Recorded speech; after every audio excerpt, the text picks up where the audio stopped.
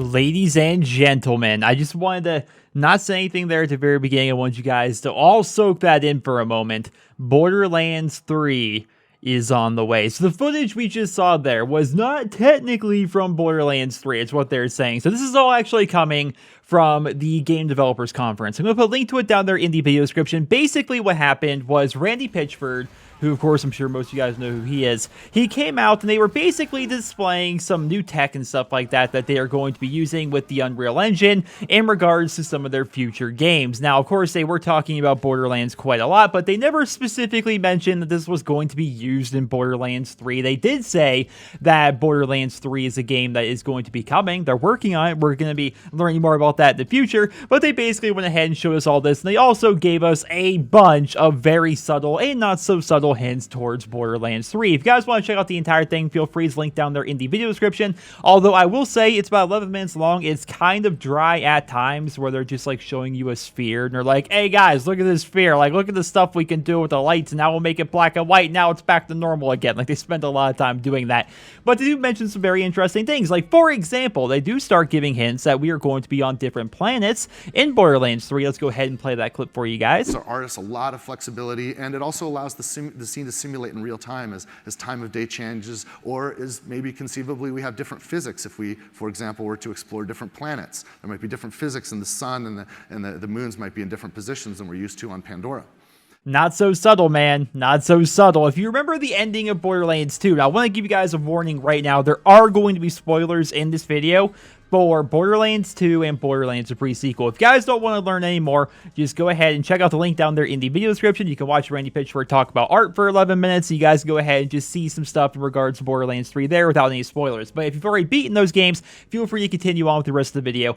At the end of Borderlands 2, right, we learned that there are many other vaults out there on many different planets, which is very, very interesting. It's going to be one of those things that kind of sets up the future of the franchise. It's one of those things where they left the door open, right? We could continue on and, make Borderlands 3, Borderlands 4, Borderlands 5, just go planet to planet, meet all kinds of different characters, and eventually find a brand new vault, which is going to have a bunch of treasure and monsters and stuff in it, right? That's one of the things they set themselves up to do.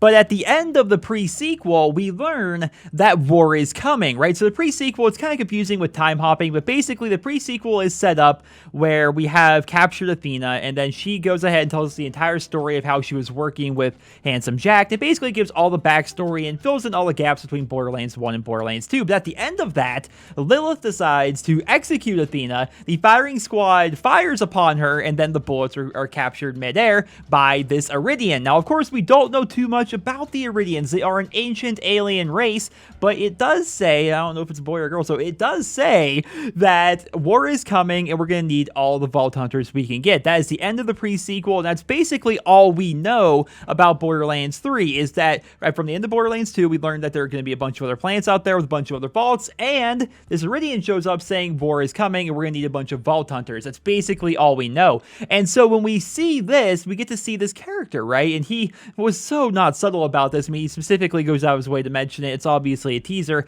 This may be a Vault Hunter right here. Now, we can't confirm that. It may just be a major story character, or even a side character, kind of like Ellie. Maybe this is the person that actually runs this garage. I mean, we really have no idea.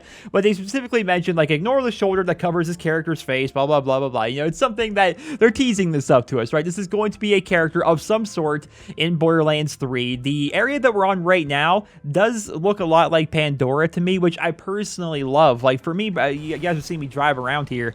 The dust is one of my favorite areas of Borderlands 2. I love the desert, arid, Badlands style of a feel that we have in Borderlands and Borderlands 2, and we didn't really get that much of that during the pre-sequel, so I'm excited for Borderlands 3. I'm hoping that a good amount of it is going to occur on Pandora, but at the same time, I hope that a lot of it is going to happen on other planets as well. Now, I wish I could give you guys more information. What I've actually done here is, like, I went and zoomed in on different parts and stuff like that they actually showed us, and it's difficult to make out. Like, you you see this cereal box, for example, it looks like it may have the 4 original Vault Hunters on there, but I can't quite tell. It's very, very blurry. We don't have the source footage. I had to download this footage from YouTube, and just obviously there's a little bit of quality right there. Now over here, of course, you see this, which basically says Claptrap. Now, Claptrap's actual name is CL4PTP. Now, this, of course, is a little bit different, but still it basically says Claptrap, and this just very much looks like an area that we are going to be seeing in Borderlands 3. Now, of course, we have no real time frame for Borderlands 3. He says at the end of this little piece here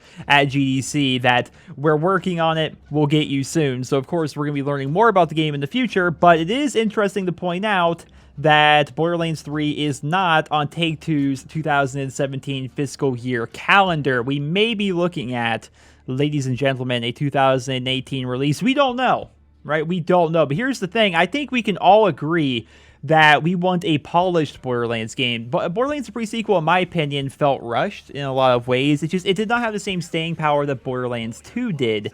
And I think that's definitely evident with the fact that they actually shut down 2K Australia. Like, the studio that made the pre-sequel just doesn't exist anymore. Like, it's just gone.